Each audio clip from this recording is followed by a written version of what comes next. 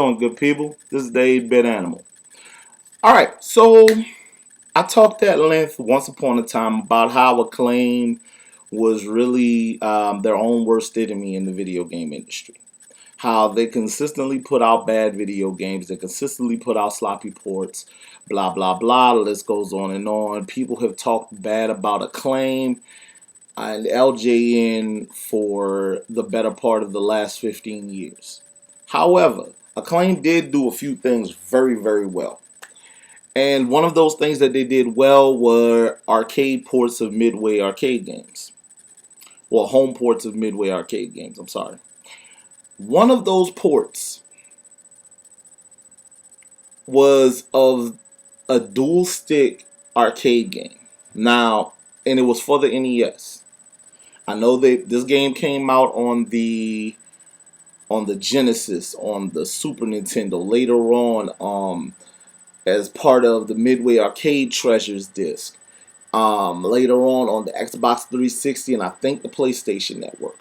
However, the NES port of this game was really unique in the fact that it was the first game where one player could use two controllers to control one character. You use the directional pad on controller 1 to move your character, the directional pad on controller 2 to fire. The game I'm speaking of, because and again, I was so impressed by this port because it's so hard to make. Later on, it was so hard to make these arcade ports for the NES because the system was so limited in color palette, sound quality, all these different things. But somehow the folks that Acclaim were able, the folks that developed this were able to put this together.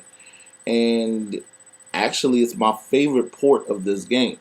The game I'm speaking of is Smash TV. Smash TV, fans of The Running Man, the old Arnold Schwarzenegger movie, will know what Smash TV is. It's a run and gun top-down action game. It was one of the more well-known dual stick action games to come out. It was violent. It was loud. It was just ridiculous. The colors were bright. You had an obnoxious announcer. All the trappings of a big budget game show, but the contestants could die. Much like The Running Man. And it was, for what it was fun. There was no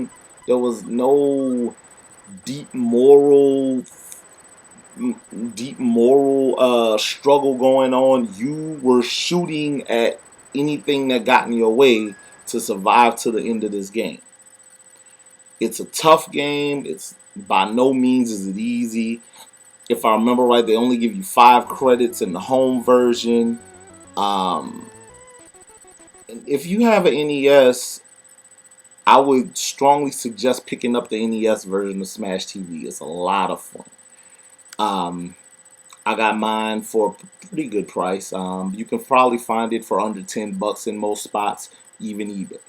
This has been 8-Bit Animal. Welcome to the summer of 8-Bit.